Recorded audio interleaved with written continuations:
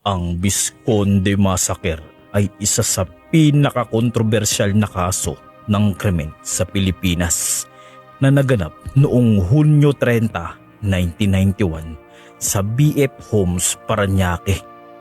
3 miyembro ng pamilya Visconde ang brutal na pinaslang habang ang padre pamilya ay nasa Amerika.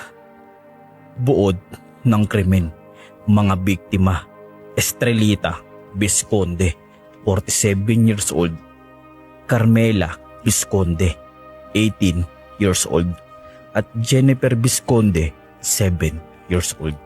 Lugar: bahay ng pamilya sa BF Homes, Parañaque. Paraan ng pagpatay: si Estrelita ay nakuha ng 30 na saksak, habang si Carmela naman ay 70 na saksak.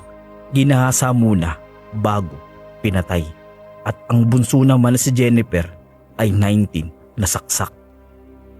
Kalagayan ng pamilya: si Lauro Visconde, ama ng pamilya, ay nasa Estados Unidos para magtrabaho nang mangyari ang krimen.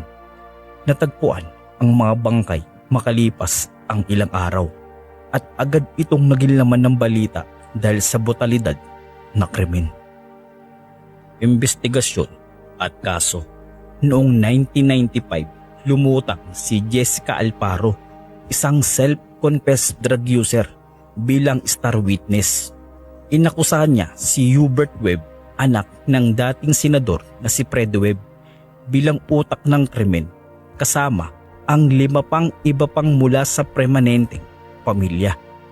Noong 1999, hinatulan ng guilty sina Webb at iba pang akusado.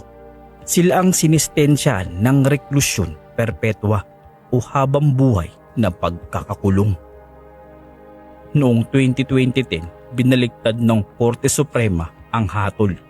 Pinawalang sala si Webb at iba pang mga akusado dahil sa kakulangan ng ebidensya at mga inconsistencies sa testimonya ni Alparo.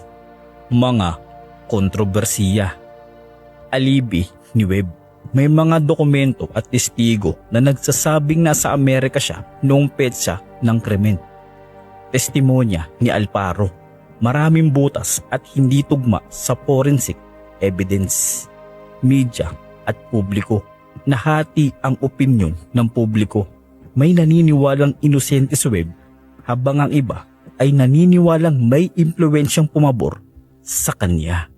Epekto sa lipunan: naging simbolo ang kaso ng Visconde Massacre ng mga isyong may kinalaman sa justice system, media influence at power dynamic sa bansa. Si Lauro Visconde ay patuloy na naninindigan na ang mga pinawalang sala ay may sala, hanggang sa kanyang pagpanaw noong 2016. Grabe no, hindi pala nakamit ng Visconde family ang hustisya.